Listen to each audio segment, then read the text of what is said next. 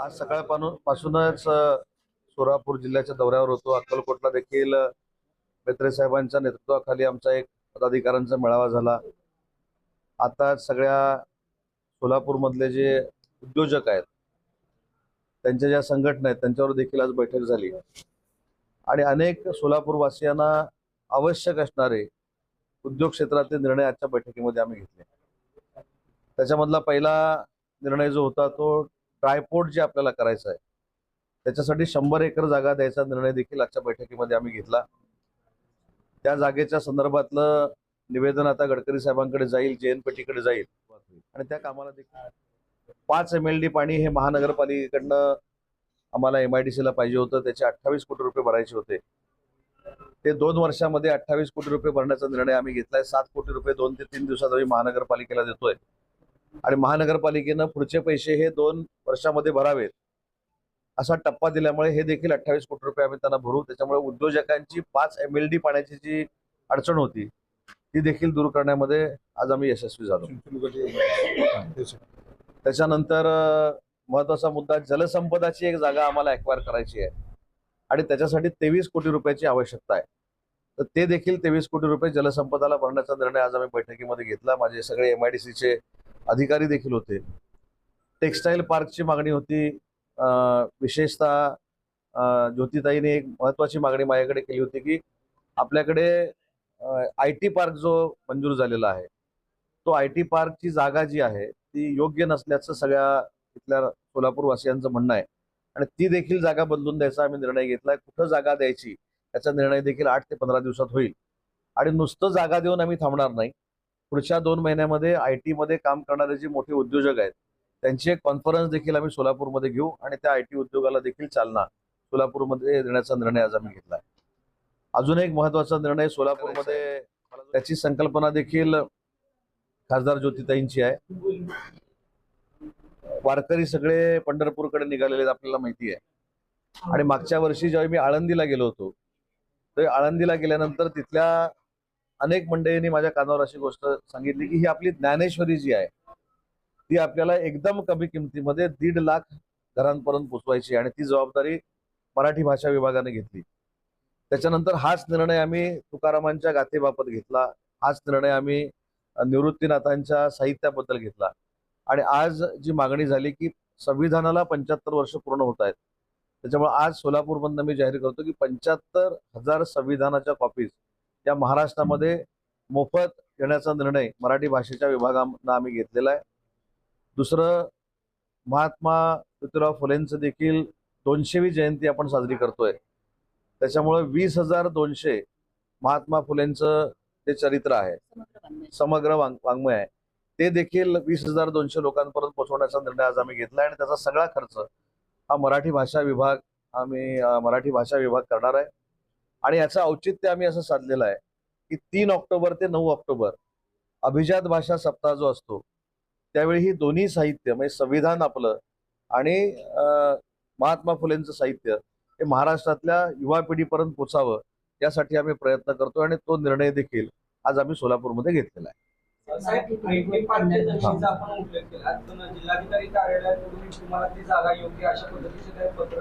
काय काय काय जिल्हाधिकारी कार्यालयाकडून ती जागा योग्य, ज्या ठिकाणी IT पार्क सध्या नियोजित केलेलं आहे ती जागा योग्य आहे अशा पद्धतीचे काही पत्रव्यवहार वगैरे काय? नाही, पत्रव्यवहार म्हणण्यापेक्षा आपण फील्डवर देखील काम केलं पाहिजे. तिथल्या जनतेचं म्हणणं काय ते देखील बघितलं पाहिजे. आजूबाजूच्या लोकांचं म्हणणं बघितलं पाहिजे. IT पार्कची जर जमीन ही योग्य आहे, हीच जागा योग्य आहे असं त्या कॉन्फरन्समध्ये ITच्या उद्योजकांनी सांगितलं, तिथं करू. आता जे मी सगळ्यांची चर्चा केली, उद्योजकांची चर्चा केली, उद्योजकांच्या संघटनांची चर्चा केली, त्या संघटनांनी असं सांगितलेलं आहे की आम्हाला जागा बदलून द्या आणि ती जागा जर बदलून द्यायची असेल आणि तिथे IT पार्क चांगल्या पद्धतीने होणार असेल तर ती जागा बदलून देण्याची देखील तयारी विभागाची आहे. पालकमंत्र्यांसोबत या बाबतीत चर्चा झाली आणि मागच्याच पालकमंत्र्यांनी हेच सांगितले की त्या जागेत नियोजित जागेतच IT पार्क आणि मुख्यमंत्र्यांचा हा ड्रीम प्रोजेक्ट. एक मिनिट. मुख्यमंत्र्यांचा ड्रीम प्रोजेक्ट IT पार्क हा 100% सोलापूरमध्ये होणार आहे. त्याच्यामध्ये शंका पण काढण्याची आवश्यकता नाही आणि शंका घेण्याची पण आवश्यकता नाही. आज उद्योजकांच्या बैठकीमध्ये जी काही मागणी झाली IT क्षेत्रातल्या उद्योजकांना ती जागा आवडली तर तिथं करणार आहोत, दुसरी जागा आवडली तर दुसरीकडे करणार आहोत, पण सोलापुरातच करणार आहोत. त्याच्यामुळे तुम्हाला कुठेही ब्रेकिंगला वाव दिलेला मी नाही. त्याच्यामुळे मुख्यमंत्री महोदयांनी जी जागा सांगितलेली आहे तिथं जर IT चे उद्योजक तयार असतील तर तिथं आम्ही करू. परंतु आज चर्चा जी उद्योजकांची झाली की सोलापूरमध्येच IT पार्क जो देवेंद्रजी फडणवीस साहेबांनी जाहीर केलाय त्याचं कौतुक देखील उद्योजकांनी केलं, आभार देखील मानले आमच्या सरकारचे, त्याच्याबद्दल दुमच नाही. त्याच्यामुळं आपण ट्रॅक नको बदलूया. त्याच्यामुळे सोलापूरमध्येच होईल. तुम्ही असं म्हणताय की उद्योजकांशी आम्ही चर्चा करून मात्र त्यात तुम्ही प्रशासकीय स्तरावरती किंवा मंत्रालयाच्या, आता तुम्ही मंत्री आहात, पालकमंत्री सुद्धा आहेत सोलापूरचे आणि ग्रामविकास मंत्री आहेत, दोघांमध्ये कुठेतरी संवाद झालेला अजिबात नाही, अजिबात नाही. कारण जर या पद्धतीने वेगवेगळे परत एकदा मी पालकमंत्री असं म्हणाले की सोलापूर रिपीट करतो. जागेवरच आहे की परत एकदा मी रिपीट करतो. मी मराठी भाषेचा देखील मंत्री आहे. मराठीतून रिपीट करतो. मी असं म्हटलं, उद्योजकांनी आणि खासदार मॅडमनी त्या ठिकाणी IT पार्कला जी काय जागा सुटेबल आहे की नाही याच्यावर चर्चा झाली. त्याच्यावर मी असं सांगितलं, मी स्वतः सोलापूरमध्ये IT पार्कचे उद्योजक येण्यासाठी पुढाकार घेऊन ITच्या उद्योजकांना इथं आणणार आहे. म्हणजे सोलापूरमध्येच होणार IT पार्क 100%. त्या लोकांनी सांगितलं की ही जागा योग्य आहे, आम्हाला तिथंच पाहिजे, तर त्याच जागेमध्ये IT पार्क होईल. परंतु त्यांनी सांगितलं ही जागा इथं नको, दुसरीकडे पाहिजे. हे मी सोलापूरकरांच्या हितासाठी सांगतो, कुठे कॉन्ट्रोवर्शियल सांगत नाही. आणि याच्या बाबतीमध्ये जयकुमार गोरे साहेबांशी 100% मी चर्चा केलेली आहे. माननीय मुख्यमंत्री मोदयांवर देखील चर्चा करेन. कुठेही सरकारमध्ये पालकमंत्र्यांमध्ये मतभेद आहेत, अशा पद्धतीची लाईन आपण घेऊ नये. मी जे करतोय आणि पालकमंत्री मोदी जे करतायत ते कोल्हापूरच्या हितासाठी, सोलापूरच्याच हितासाठी आणि सोलापूरमध्येच IT पार्क होण्यासाठी करतोय. कुठेही सोलापूरमधनं IT पार्क जात नाही, हे पहिला आधी अंडरलाईन करा. सहकार्य करत नाही किंवा ज्या अधिकारी आहेत, प्रशासनाचे जे अधिकारी आहेत सोलापूरचे, ते सहकार्य करत नाही अशा ज्या चर्चा दबके सुरुवात सुरू होतात. नाही, अतिशय चांगलं सहकार्य, अतिशय चांगलं सहकार्य करतात. सोलापूरचं पोलीस डिपार्टमेंट जेवढं आमच्या शिवसैनिकांना सहकार्य करतं तेवढं महाराष्ट्रात कुठं होत नाही. परवा पत्रकार परिषद घेऊन शिवसेनेच्या महिला संघटना नेत्यांनी सांगितलं आहे की अक्कलकोटमध्ये खोटे गुन्हे दाखल व्हावे. मेत्रे साहेबांनी पण पत्रकार परिषद घेऊन सांगितलंय की भाजपचे आमदार यांच्यावर गुन्हे दाखल व्हायला पाहिजे. त्याचीच व्याख्या चांगलं सहकार्य असं आहे. त्याचीच व्याख्या चांगलं सहकार्य असं आहे. त्याच्यावर काय चर्चा झाली का? त्याच्यावर काय चर्चा झाली का?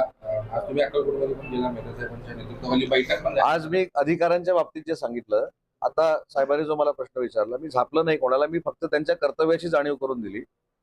मला प्रशासनानं असं सांगितलं होतं की उद्योजकांची जी बैठक आहे ही पालकमंत्री महोदयांची DPC मीटिंग आहे, त्याच्यानंतर आपण घ्यावी. आता मगाशी या साहेबांनी जो प्रश्न विचारला त्याचं उत्तर देतो. पालकमंत्र्यांमध्ये आणि माझ्यामध्ये जर कटुता असते तर मी त्याच वेळेला मीटिंग घेतली असती. पण जयकुमार गोरे साहेब पालकमंत्री म्हणून DPC घेत आहेत, त्यामुळं मी जरी सिनियर असलो तरी देखील मी प्रशासनानं सांगितलेल्या वेळेलाच मीटिंग घेतली. त्याच्यानंतर मला जेव्हा आमदार साहेबांनी सांगितलं की आता DPCची मीटिंग संपली, ताईंनी सांगितली, त्याच्यानंतर अर्ध्या तासानं मी माझी मीटिंग सुरू केली. मीटिंग सुरू केल्यानंतर महानगरपालिकेचा एक इश्यू होता, आयुक्त नव्हते. त्याच्यानंतर लॉ अँड ऑर्डरचा एक इश्यू होता, SP साहेब नव्हते.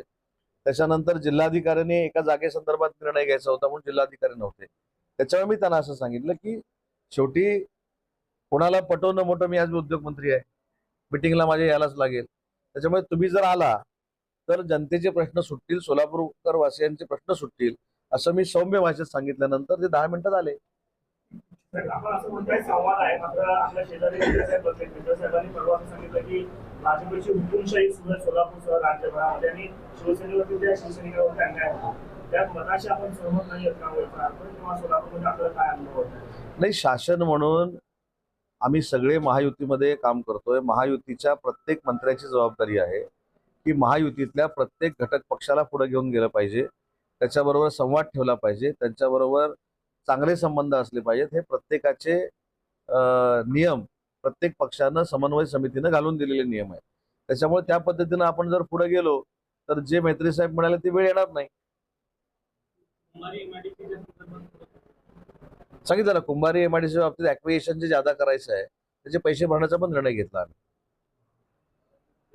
संजय राऊत असं म्हणतायत की लवकरच आता केंद्रात जाणार आहे आणि त्यांच्या जागी 52 मुख्यमंत्री असतील, एकनाथ संधी वगैरे काही मिळणार नाही, त्यांनी आपल्याकडे काम केलं. हे तुम्ही किती वर्ष ऐकताय सांगा मला. 3.5 नाही 4 वर्ष झाली आता. आम्ही जे गुवाहाटीला गेलो ते एवढं वर्मी लागलेलं आहे, अजून 4 वर्ष काही सुधारत नाही. त्यानंतर त्याच्यामुळे पूर्वीच्या काळामध्ये तुम्हाला माहित असेल की मुघलांना संताजी धनाजींचे घोडे देखील पाण्यात दिसायचे.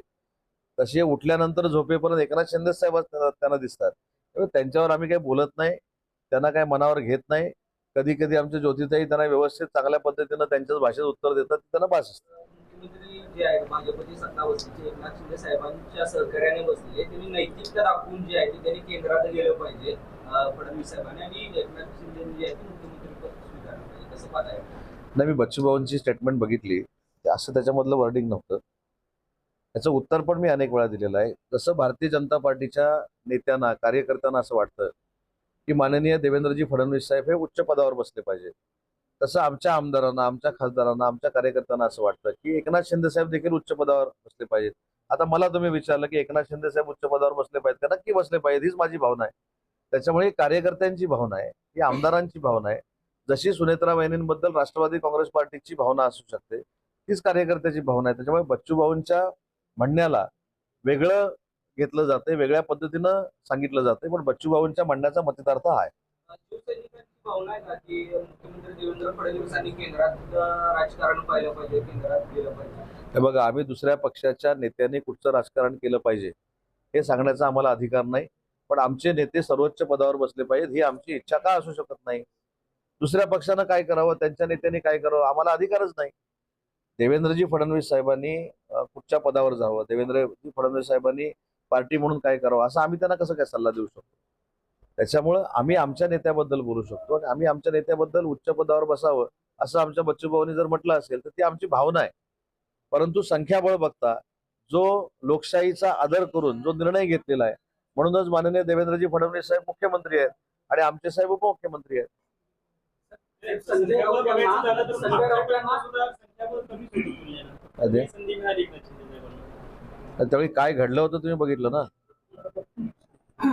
आजपर्यंत भुजबळ साहेबांचा इतिहास तुम्ही बघितलेला आहे, राणे साहेबांचा इतिहास तुम्ही बघितलेला आहे, राज साहेबांचा इतिहास तुम्ही बघितलेला आहे, पण आमच्या मुख्य नेत्यांनी हा निर्णय घेऊन राज्याचा मुख्यमंत्री बनून दाखवलं, हा आमचा इतिहास आहे. संजय राऊतांना काँग्रेसकडून खासदारकीची ऑफर आहे असं नरेश मिस्त्री म्हणतात. ते काँग्रेसमध्ये प्रवेश पण करतील कदाचित. हा, अजून एक महत्वाची गोष्ट जाता जाता जी सोलापूरसाठी अतिशय महत्वाची आम्ही करतोय, मराठी भाषा विभाग हा माझ्याकडे विभाग आहे. त्याच्यामुळे परवा विधानसभेमध्ये मी 8 मराठी भाषा जिल्हा केंद्र जाहीर केली. त्याच्यात सोलापूर देखील आता 9 आम्ही जाहीर करतोय, आणि ते मराठी भाषा केंद्र करताना त्याच्यामध्ये तेलुगू आणि कन्नडवर देखील रिसर्च जर करायचा असेल तर त्या मराठी भाषा केंद्रातनं होऊ शकतं. आणि आमच्याकडे एक यंत्रणा आहे, यशवंतराव चव्हाण अनुदान समिती, त्याचं केंद्र पण आम्ही तिथं सुरू करणार आहोत.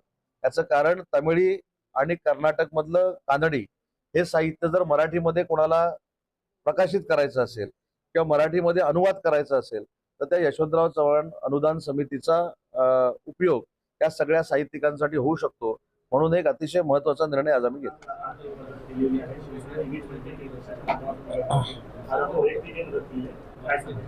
नाही, मी वैयक्तिक नाही, शिवसेनेमार्फतच ती मदत केलेली आहे. शेवटी माननीय एकनाथ शिंदे साहेबांच्या नेतृत्वाखाली 80% समाजकारण आणि 20% राजकारण हे कशा पद्धतीनं होतं त्याचाच तो एक प्रकार होता. काल त्याचा व्हिडिओ बघितल्यानंतर विशेषतः आमचे मित्र मंगेश चिवटेंनी त्याच्यामध्ये पुढाकार घेतला, जे आमच्या पूर्ण त्या आरोग्य विभागाचे प्रमुख म्हणून काम करतात, आरोग्य दूत म्हणून काम करतायत, आणि त्यांच्या पाठपुराव्यामुळे शिवसेनेच्या वतीनं आम्ही त्यांना मदत केलेली आहे. आणि मला असं वाटतं की हा माननीय शिंदे साहेबांचा स्वभाव आहे, तो आम्ही फक्त कॅरी फॉरवर्ड करतो. कोल्हापूर जिल्ह्याचे सुपुत्र पत्रकार शिवसेनेच्या वैद्यकीय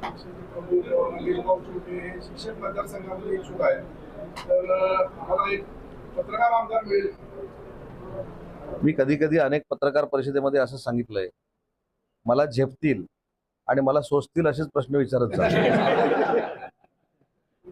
आता मंगेश चिवटेंना या पदावर बसवण्याचा पूर्ण अधिकार हा माननीय एकनाथ शिंदे साहेबांचा आहे, आणि त्या अधिकारामध्ये कोणी शिफारस करत नाहीत याचं मूर्तिमंत उदाहरण म्हणजे आपल्या खासदार मॅडम आहे. त्याच्यामुळे साहेबांना शिफारसीची आवश्यकता नाही. साहेबांना योग्य निर्णय घेण्याची ताकद कशी आहे हे पूर्ण देशानं बघितलेलं आहे. त्याच्यामुळं म्हणून मी सांगितलं माझ्या तब्येती